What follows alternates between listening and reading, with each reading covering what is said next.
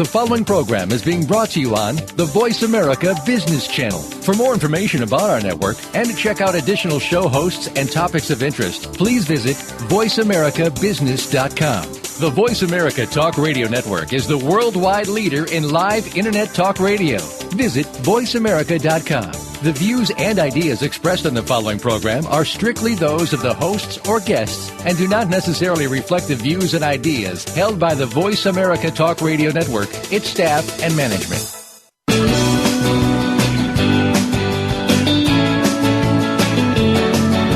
In the past few years, we've heard the term free agents and been told we would all need to become one in order to succeed. The recent economic structures have helped to promote this concept as reality. Where do we get the tools to take control of our career path in the present and future? Welcome to The Career Confidante with your host, Marie Zimenoff. Marie and her guest experts are here to provide you with the tools you need to move forward and achieve your career goals. Now, here is Marie Zimenoff. Welcome to The Career Confidante. We're so happy that you're joining us today. And you know, I always laugh when I hear that introduction. I wish I had something so crazy to say that they had to say they didn't know if they were on the same page as me, and they didn't have I was not speaking their interests. But anyway, thank you for joining the Career Confidante. This is your host, Marie Zimenoff. And during this show, we are really talking about ways that you can take control of your own career. And you know, this isn't an outlandish idea, which is probably why I don't know if I've got anything outlandish to say. But what I know is that most people have not been in charge of their career before. And it's scary. It uses a set of tools and skills that we've never used before. And that's why I wanted to start this show, was to provide resources to help build skills that you'll need to move your own career forward in today's de-jobbing world. And so that's what we're here to do. Each week I share my experience helping thousands of professionals advance their career, and I bring in some industry leaders to provide career intelligence to help you stay ahead of the curve and proactively moving towards your goals. And then last week we had a guest, and we had a lot of fun with Katrina Brittingham, and she did a little interview of me, actually, which was a fun change for me. And then next week we're going to be speaking to a LinkedIn expert and a former recruiter, and he's going to come and talk about really how to work with recruiters, having been one himself. So if you are interested in how to work with recruiters, you'll want to kind of listen in next week or download this show after next week. To this week, we're going to talk a little bit about change management.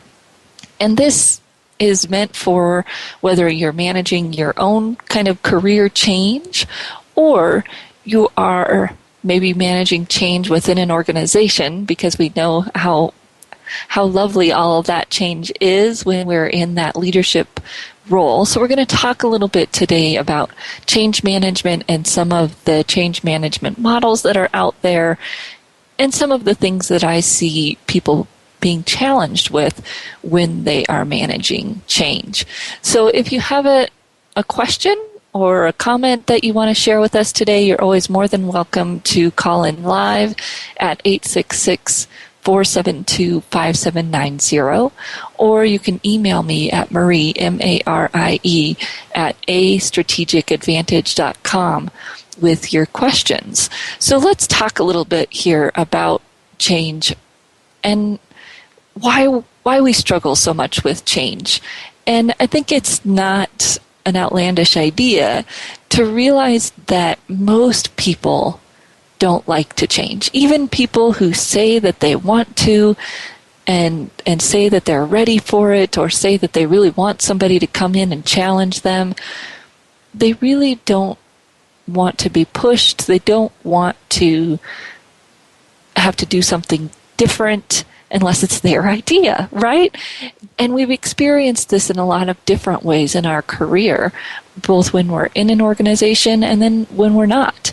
I work with lots of people who are unemployed, and thinking about how different it is when you get laid off and have to make a change versus when you make that decision to leave, that result is really the same, right? A transition. But it's so much harder when you get laid off because you didn't get to make that choice. You didn't get to decide when, didn't get to decide how. All of those pieces make it much more challenging. And, some great change experts will talk to us about choosing versus unchosen. If we can decide that we're going to choose the change that can make it better. And in an individual sense, it might, right? To decide that we're going to choose this change and that's going to make it easier. But a lot of times, the situation just doesn't really allow for that. So I want to talk through some parts of change. And I want to start first with the new ideas. Every day in our careers or every day in our businesses, people throw out new ideas, right? And if we're a manager, maybe we even are asking our employees, we want your new ideas. Here's a suggestion box and a reward for people who are submitting the best ideas. But then what happens? What happens to those ideas? What happens to our ability to implement them? What happens to, if we're even paying attention, are we actually doing anything with those ideas? Right? I just went to a national conference and they're talking about the future of resumes and where resumes are going. And it's so funny to sit in that room and hear these great ideas about different things resume writers could be doing and even different things we could be doing that would add revenue to our business. And yet what is growing in the room? And if you've ever been to a presentation where someone's challenging the way things have always been done, you can probably feel that growing in the room, right? It's the tension of people not wanting to change. It's the tension of people not being ready to change. And so what happens is we disregard sometimes even the whole idea because we're not ready. And so it's, that's not true and that's not going to happen and the resume is always going to be around. And if we're not paying attention, a lot of things can happen. So what happens when we don't change? What's happened to companies like Kodak and Borders Books and is currently happening to Blockbuster? What happens when we don't change? Right? We become irrelevant. We stop meeting our market needs. Or we maybe lose our team if we're in a business. And so we have all of these things that we know happens if we don't change. And yet we cling so tightly to what we're used to, right? Inertia, the great power of inertia, what we're used to.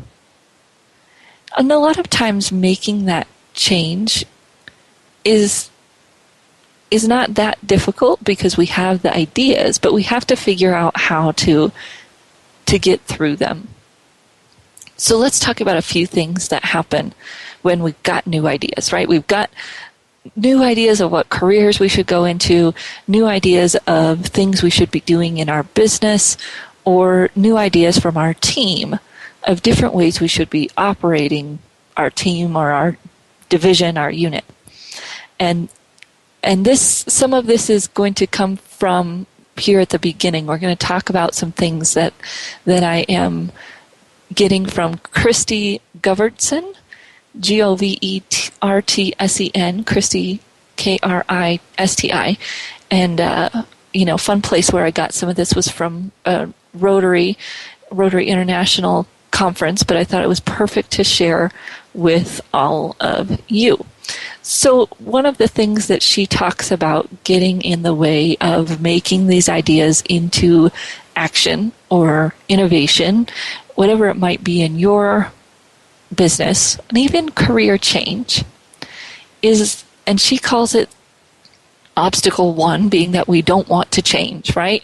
And so when we hear somebody come with these ideas, we automatically get an either or mindset, right? That I either have to stay at this job forever or go back to school, or I have to be unemployed or do something I don't want to do, right? And we get this either or, and a lot of times, even if we're in stress, or especially if we're in stress, it's a worst case scenario, right? The either or becomes very dramatic because we are feeling dramatic, right? We've just been laid off or whatever it might be.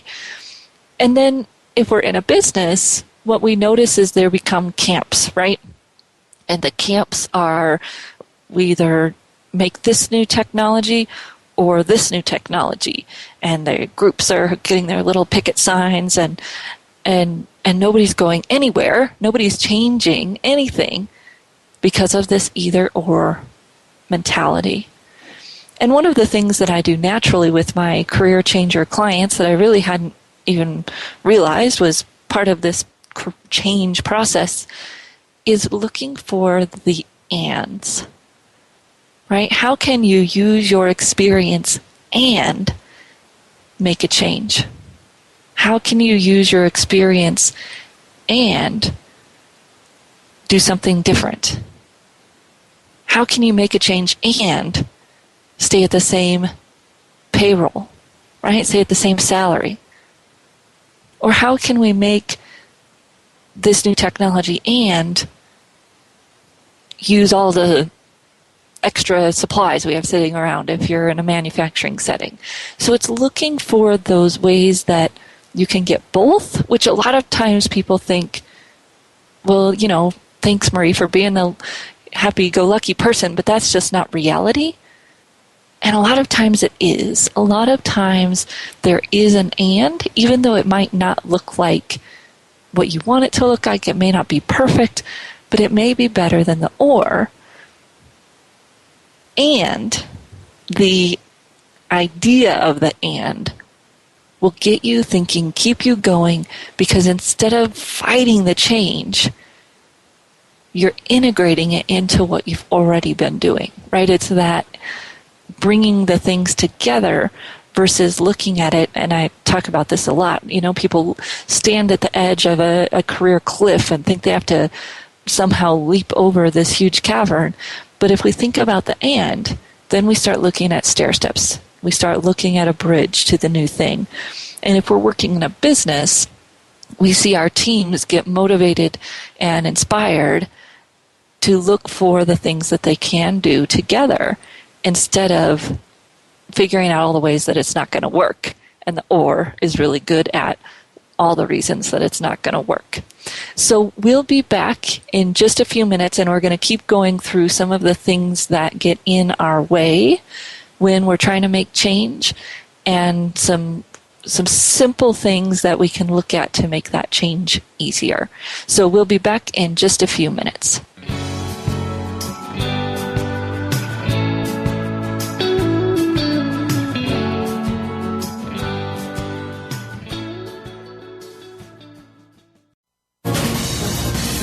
Voice America Business Network, the bottom line in business. You know that the career landscape has changed and that you need to be proactive about managing your career. You can have the foresight, skills, and confidence you need to take charge of your career and seize opportunities. A strategic advantage and career expert, Marie Zimenoff has helped thousands of leaders like you get focused, get found, and get hired. Visit getcareersmart.com to find out more. That's getcareersmart.com, or call 800-521-2080 to schedule your complimentary consultation. Inside Healthcare is the only radio program focused solely on the healthcare industry. We bring together new and experienced entrepreneurs and industry veterans from throughout the country who are changing the dynamic on how healthcare is delivered today. Join us as we ask the tough questions, explore current topics, and discuss the new partners and models in healthcare that successfully address the needs of population health across the country. Listen Mondays at 6 a.m. Pacific Time and Saturdays at 9 a.m. Pacific Time on the Voice America Business Channel.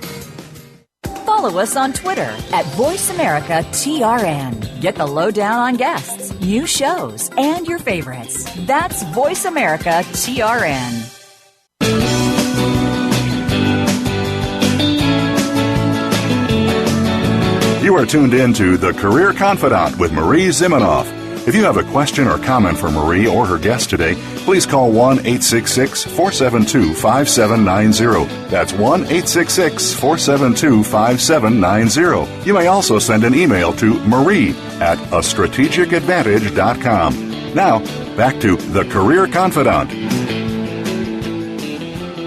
Welcome back to the Career Confidant, and we are talking about change and the different things that we can do when we are in change to either make it better or worse, right? And so we were just talking about this and or mentality and how when we are looking at change, a lot of times we get into the fight of either or, black or white, and that mentality can stop us in our tracks, right? Whether we're individual change, and we do this within ourselves, which is really strange, right? We divide ourselves into, I've either got to do this or that. And if we look for those ways that we can have it all, really, it helps us get more creative, to be more changeable, because we're not fighting the or battle. We're looking for ways to integrate. We're looking for ways to make it work. And again, a lot of times that feels very Pollyanna, that, well, I can't use my experience and make a change, Marie. That's just silly. It's just not going to work. And yet that's what I help people do every day, just to think about it differently. Instead of jumping off a cliff, how can I take a step? Instead of totally changing my whole world, guess what? You might not have to do that to be happier in your career. So let's look at why you're really unhappy and what the and is that we can find for you. In this realm right here, I teach people, and actually learned in my basic counseling classes, to beware of the word but. To beware of that negative, to beware of what we do when we say but, right? I think you're great, but you need to do this, this, and that. The word but just dismissed everything you said before it, because but isn't an either or word. And I think you're great, and we need to work on this, that, and the other.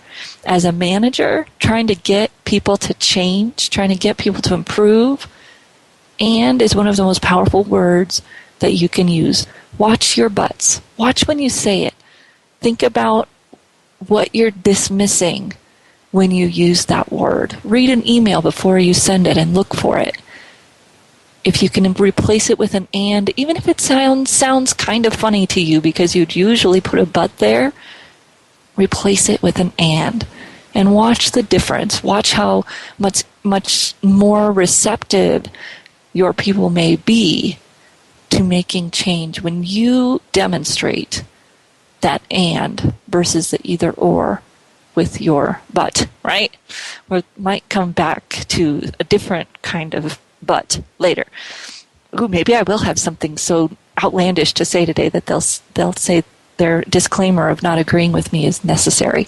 Anyways, so one of the other things that Christy talked about being an obstacle to change is what she called carpeting. And I loved this. I'd never heard it before, but it totally made sense to me.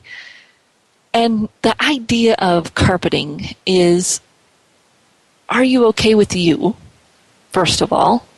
as a manager, are you okay with you, or are you constantly trying to make yourself look good through your people, striving for some change just for the change's sake? Because I think people see that, right? They see when you are not okay with you. And nobody wants to be on your team when all you're trying to do is prove why you are worthy. And nobody wants to participate on your team when you're in that space, because a lot of times you're the person that's not giving meaningful things to others, because that would, to you, take away some of your value. It's a little mind shift for us to realize that if we bring our 100% every time, then, and not worry about what the other person is doing. Right? And as a manager, I'm not saying you're not worrying about how they're performing, but you're not getting emotionally wrapped up in that, right? You're not trying to, and Christy talked about, people will say in a counseling relationship especially, I had to learn this in my work with others, that the 50-50, right? Well, I'll be 50% and you bring 50%. Well, then what happens if my client starts to fall down? Well, then I start doing 75% or 80%. And what happens? I get tired and frustrated and resentful, right? Why aren't they doing their 50%? And so then she said, okay, so what if we say we're going to do 100% and the other person does nothing? Well, that makes you resentful too, right? You can only pretend for so long. And so what she suggested is that we do our 100% all the time, and we don't worry about what the other person is doing. Yes, if we're managing them, we have to motivate them, and we have to give them goals, and we're tracking their performance, but I'm not emotionally invested in that because I have my own thing going, right? I'm doing my thing. I'm managing them. I'm being the best manager I can be, developing them instead of worrying about them. And I think that's so much easier to say than to do, right? And delegating and all of those things, especially as a new manager, those things are challenging. And if we can think about what are we doing? Are we doing what we do best? Are we doing it the best we can do it? Then maybe someone else will actually be inspired to do their best if we're giving them meaningful tasks and doing those things. And so Christy called this being autonomously amazing. And, she was really great. And you might say, oh, Marie, that's fluffy. I love it. Be autonomously amazing. Doesn't matter what the other person does. It doesn't matter what percentage of effort they're putting in. We're being amazing. We're doing our stuff. And it's, the idea of leading by example, right? But it's more than that. It's really being focused on your emotional energy, being okay with you instead of your emotional energy not being okay with you and trying to fill it with everybody else also being amazing, which I wish I could control, but I just can't. And so when we're in change, and let's look at individual change here for a little bit, and how does this apply? It's really about, and this, maybe something we focus on every day when we're in job search, is that I'm amazing, I'm doing the best I can do, and that rejection from other people, that's just not a good fit.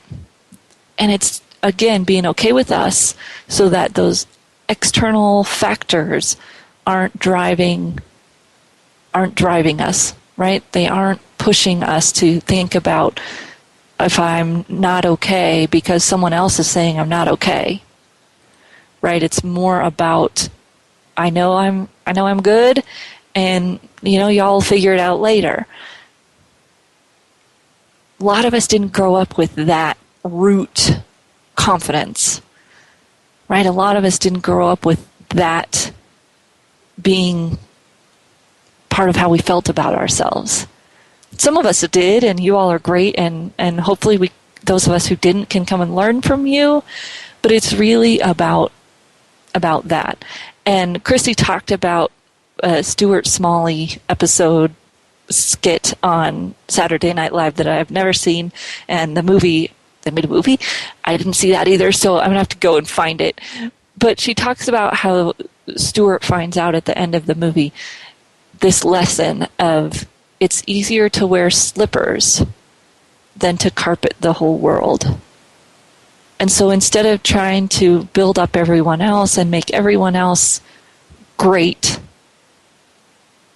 it's really just about being awesome, being in charge of you, being okay with you, and then a lot of other things might flow from that. I've dealt with several managers in my time who definitely weren't okay with them. And, you know, obviously this is my perspective as the peon in the relationship, but I think it's a helpful perspective to remember when we're a manager, because it's probably how your peons are feeling, right? That manager was so afraid that I was going to do something. I don't even know, right? I was brand new. I had a lot of energy. I wanted to get stuff done. I wanted to make people happy.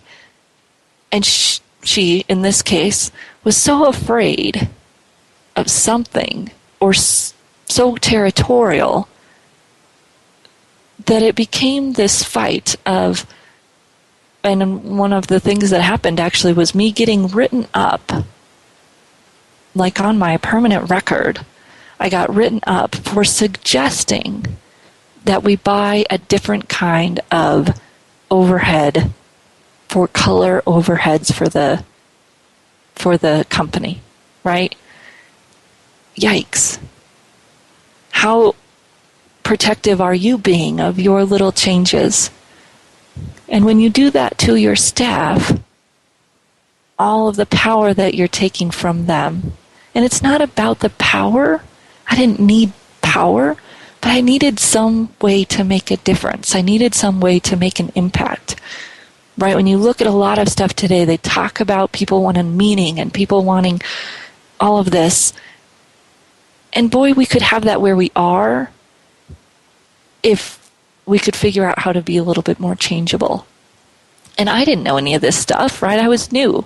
And I think that's part of the pressure that's put onto managers, is the way that you react to those changes sets the tone for changeability in your organization. Right? If you are trying to carpet the whole world, protect everything, make sure everything is perfect, what that might do to your team is put up walls of no, you're not needed here, right? Your ideas, your innovation, your creativity is not needed, which is going to then mean that person's going to walk out the door, right? That person wants to give, they want to be meaningful, they want to have an impact, they want to feel like what they do is important. And if they can't make anything different, it's hard to feel like you're important. So we're going to come back and we're going to talk about a few other pieces of nuggets of wisdom here as we're dealing with change, both in your personal career and within your business. So we'll be back in just a few minutes.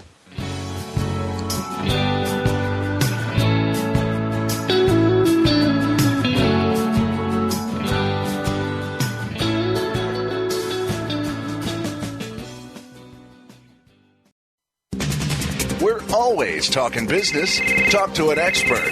Call now toll free 866-472-5790. That's 866-472-5790.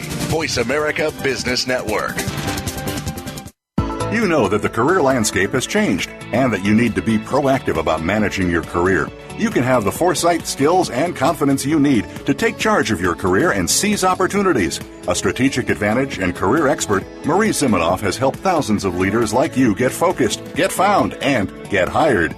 Visit getcareersmart.com to find out more. That's getcareersmart.com or call 800-521-2080 to schedule your complimentary consultation. If If you want to know about investing in emerging and frontier markets, or if you have experience in this field but still need to know more, tune in to Emerging and Frontier Markets Investing with Gavin Graham. Gavin explores news, current trends, and insights about both categories of investing. His guest experts, along with his own knowledge, will help you stay above the line when it comes to growth potential, whether in funds or equities. He will look at what to invest in and avoid. Tune in to Emerging and Frontier Markets Investing with Gavin Graham every Wednesday at 9 a.m. Eastern Time, 6 a.m. Pacific Time on the Voice America Business Channel. Now you don't have to stay linked to your desktop or laptop. Take Voice America on the go and listen anywhere. Get our mobile app for iPhone, BlackBerry, or Android at the Apple iTunes App Store, BlackBerry App World, or Android Market.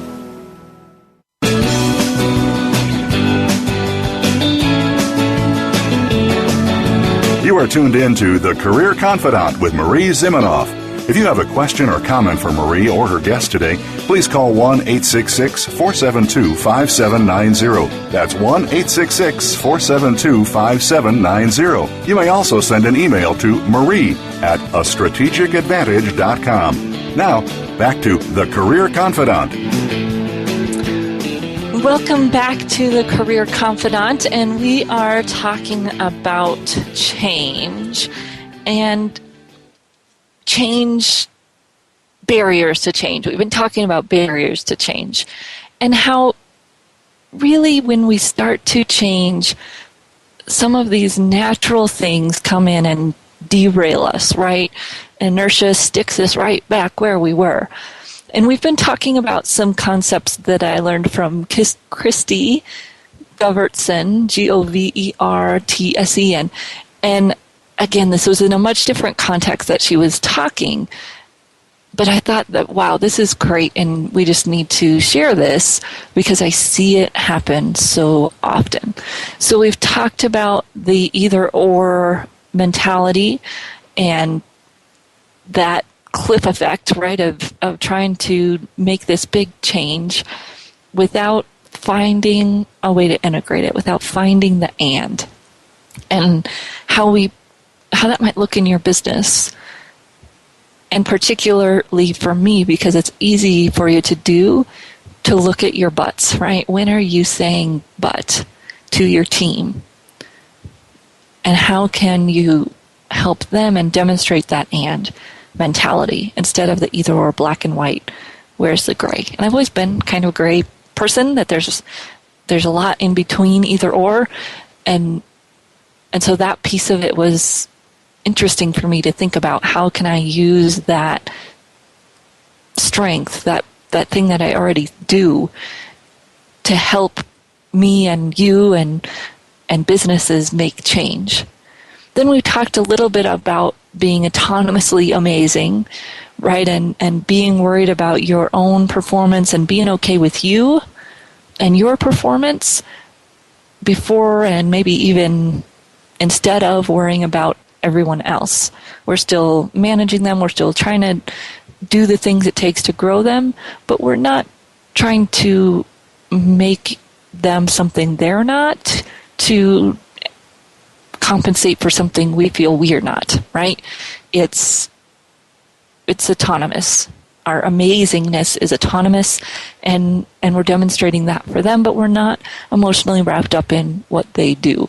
And when we talked about emotional intelligence, that was a big part of emotional intelligence too, right? That we're doing what we can do, we're maintaining our own attitudes and reactions, but we realize that we can't do that for others, and we don't really try to, because that doesn't work, right? And what we end up doing is coddling, babying, and all of those things that don't really allow someone to grow. And we don't give them things that matter because we don't think they can do it, right? And so we end up in this, maybe even a little bit back to the either or, where I've either got to do it or it doesn't get done right. You've heard that. You've probably said it. Is there an and? Instead of I've got to do it or it doesn't get done right, where's the and? in that for you and your business and your company and your employees who are looking for something to do that's important. So the other kind of but, and I love this comes from Ava Diamond, AVA Diamond, and this was her big presentation for a little while. I think she's moved on, but I still love it. I used but. And her idea around this was the things that we say to ourselves that get in our way, right? And this is a little bit more touchy-feely than we usually get in this show. And I loved this one. I loved it because it's so simple. If we are focusing on what we can't do, if we're focusing on why we can't do it, if we're focusing on what we lack to be able to get somewhere, that becomes a very easy excuse, right? I would love to grow my business, but. And your teammates might say, well, I'd love to implement this innovation that you want to implement, but we don't have the resources. All of those things get in our way. And lots of times they're perceptions, right? And this goes to a very basic counseling theory that our reality gets filtered through these beliefs, and then it turns into action or inaction. And a lot of people miss that middle step. They think action, reaction, right?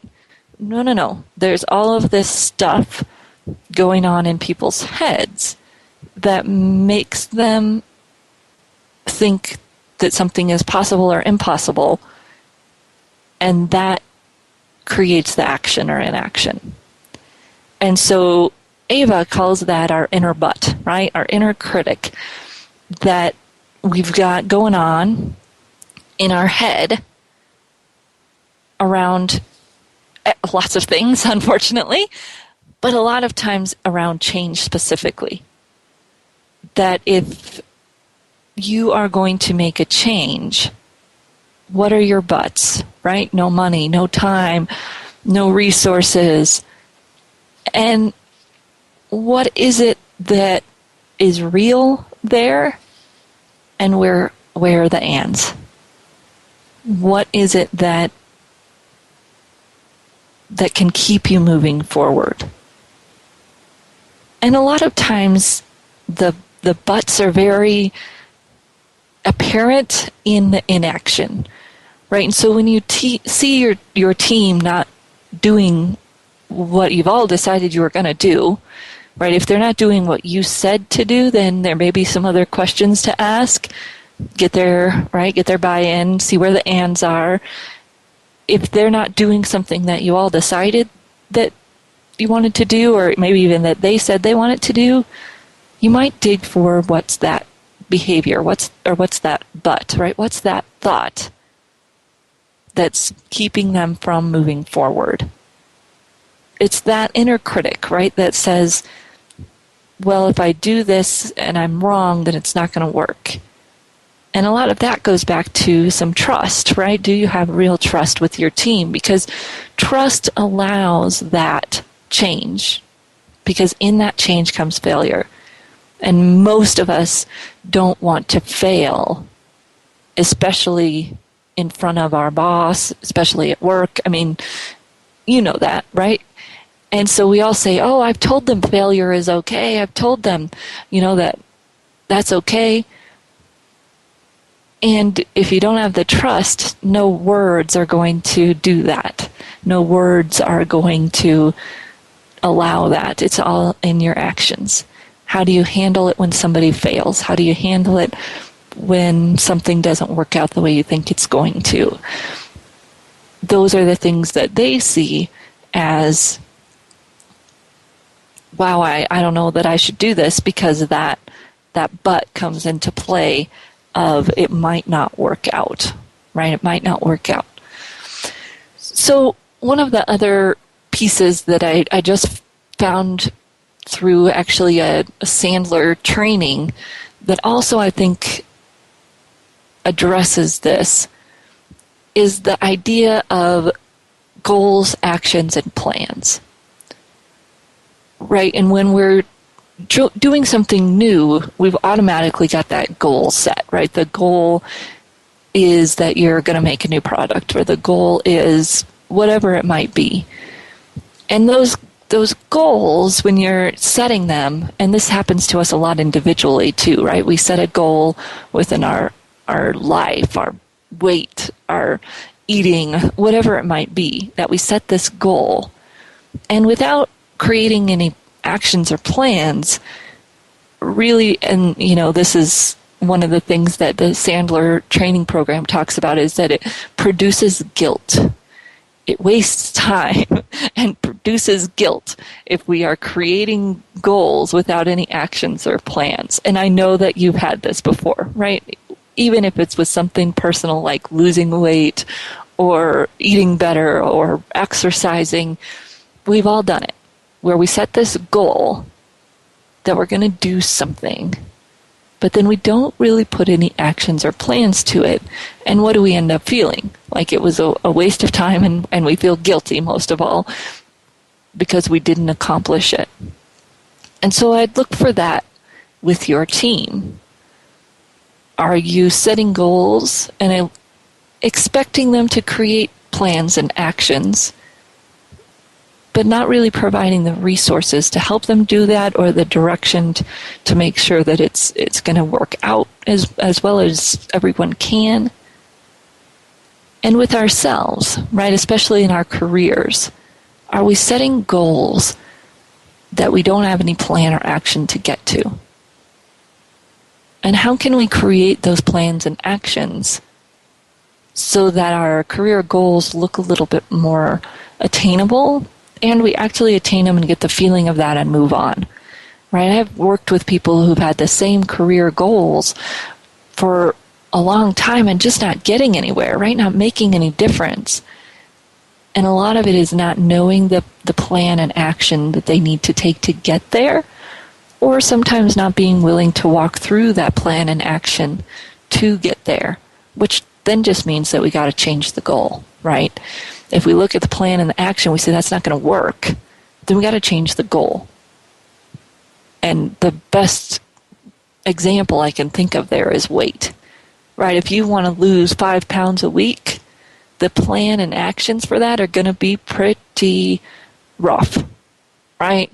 You've got to cut at least 1,000 calories out of your diet every day to lose that much weight. And most of us, or exercise and diet to net 1,000 less, right? Most of us, that's going to be way too much of a change. That's why people who often end up keeping off the weight are the ones that do it in small increments, right? Because the plan and action is realistic. Therefore, the goal is realistic. If the plan and action are unrealistic, then the goal's de facto unrealistic. Right? It's just not going to work. And so when you're setting these goals and you're thinking about making a change, either within your business, in your company, or within your own career, really sit down and look at the plan and actions. Are those things realistic for you? It's a good litmus test for if the goal is actually realistic. Are they realistic for your team? Do they really have the resources? Right? You can combat the emotional mindset, but if you've really thought about those plan and actions ahead of time. Because your team's going to say, well, but we don't have the resources. And you're going to say, yes, we do. Here they are. And that change becomes the and when you have those plans and actions laid out. So we're going to come back and we're going to talk about a few more points around change before we're done. So we'll be back in just a few minutes and we're going to close up our discussion here on managing change.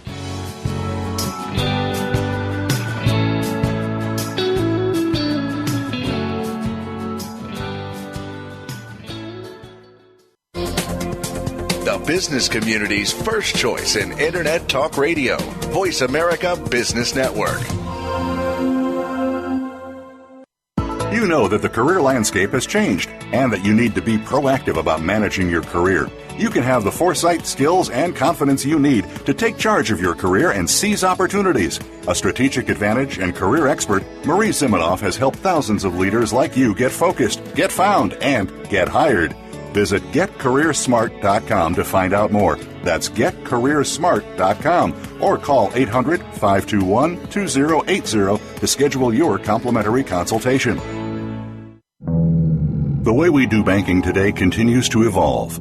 No longer is it just brick and mortar locations or traditional banker's hours. Today, banking is 24/7. It's in the home. It's on the go. It's digital.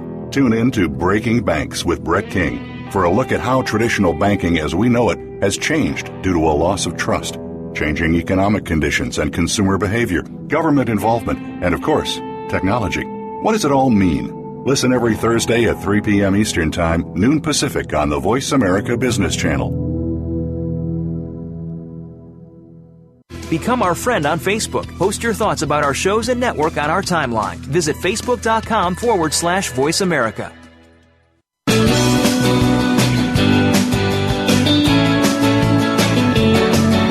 You are tuned in to The Career Confidant with Marie Zimenoff. If you have a question or comment for Marie or her guest today, please call 1-866-472-5790. That's 1-866-472-5790. You may also send an email to marie@astrategicadvantage.com. Now, back to The Career Confidant. Welcome back to the Career Confidant, and we are talking about change and managing change, whether it's in your own career or within your team or business. And so we've talked about the either-or mentality, and a quick way to shift that towards and, right, is using the word and. It's a little harder when you've got a big team and you're trying to get everybody to and. And if we've got that idea in our head that this doesn't have to be an either or, there's something else, right? It may not be perfect, it may not be the ideal, and it's still not an either or. And then we talked a little bit about a second type of but, right? The emotional inner critic but that is going to pop up in your people and it's going to pop up in you. Right? But I don't have enough resources, but I'm not good enough. And we might never admit that that's what that voice is saying, but a lot of times it is. And our team has it too. And so the more we can recognize that and have the resources to help them see that they can do it, and to, within ourselves, realize that it's there, right? And that if it gets too big, right, if our butt gets too big, then we're not doing anything. We stop taking risks, we stop getting anywhere. Some of that can be helped by thinking about the goal and what's the plan in action look like. Because with that plan in action, I can get there, and it looks realistic. If with the plan in action it doesn't look realistic, then maybe I need to adjust my goal, and that's okay, right? A lot of times we think, oh, if I adjust the goal, then I'm not taking as much risk or whatever. And doing something is going to be a lot better than nothing. And if it's too far of a stretch, you're not going to do it, right? That butt is going to be too big. And so we look at the goal, we look at the plan of action, and we decide what's going to work for us. Still got to stretch it a little bit, still got to do something. But when that action, that plan looks good, boy, we've got a lot more that we can do. The other thing we talked about was being autonomously amazing, right? Not worrying about what percent the other person is contributing, not getting into that, how much am I doing, how much are they doing fight.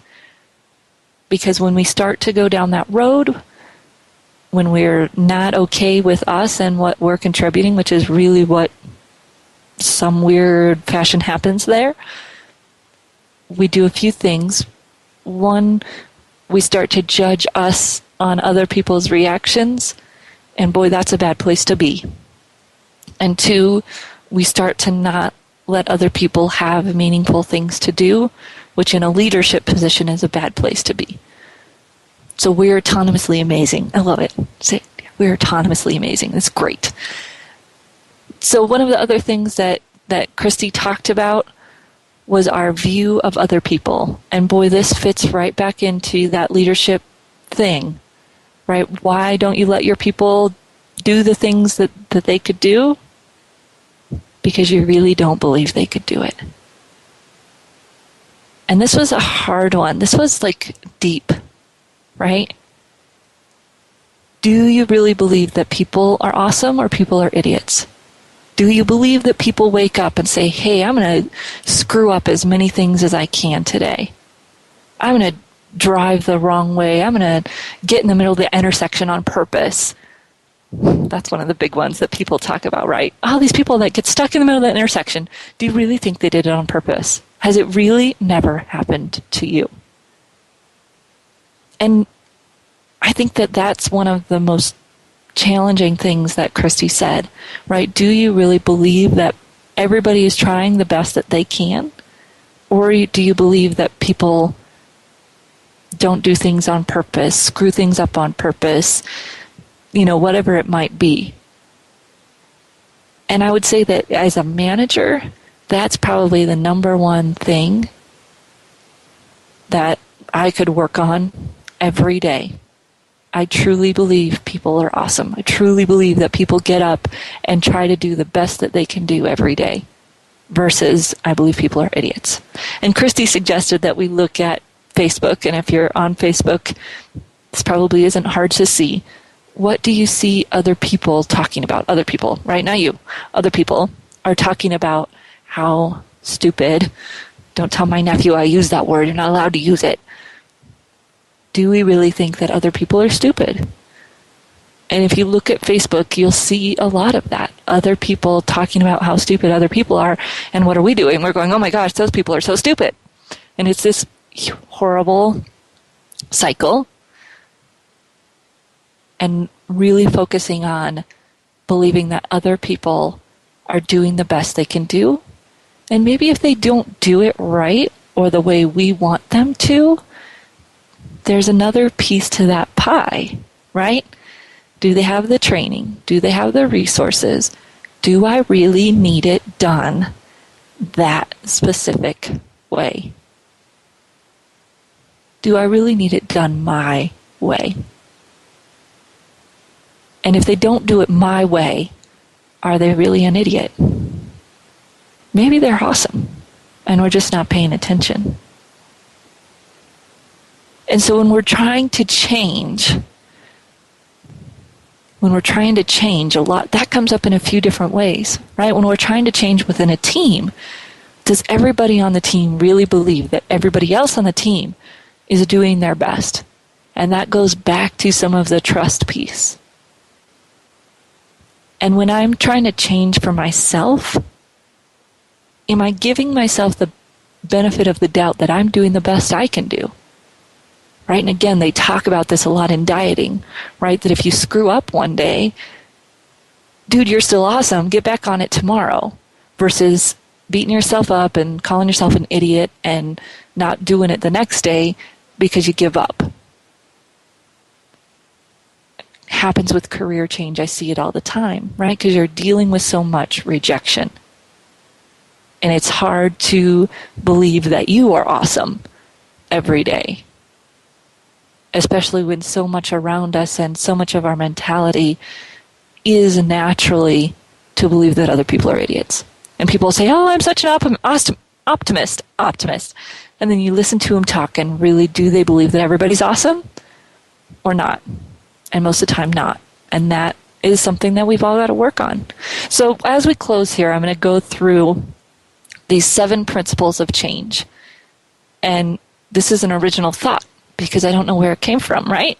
So, first one, people will feel uncomfortable, awkward, and self-conscious. Whenever you make them change, they are going to take it personally. They're going to feel awkward. They're going to feel self-conscious. They will focus on what they're giving up. It's just natural. They'll focus on the negatives. Even your most optimistic person, when you force them to change, is going to focus on what they're giving up. They'll feel alone. Even if you're making everybody else change, again, they're going to take it personal. They'll feel like you're making them do it alone. And if you're job searching, you're feeling this, right? You're feeling alone, even though you know you're not. You've got friends, you've got family, you've got a million other people who are in the same place that you are. Just feel alone. People can handle only so much change. Spread it out, right? If you're making a change for yourself or for your business. People have different levels of change readiness. I would add a caveat here that most of us are not as changeable as we think we are. People will have a perception of limited resources. As your manager, that's part of your job, to help people see there's lots of options. If you're job searching, challenge that perception of limited resources. And the last one, boy, that inertia, we will revert back to old behavior as soon as we can. And if we're trying to make a team change, that's our number one struggle. If we're trying to make a career change, that's our number one struggle, is that pull to go back to doing exactly what we've always done. So next week, we'll be talking about how to work with recruiters with Jared Reddick. So excited about that. Hope you are too. And we look forward to seeing you right back here next week on The Career Confidant.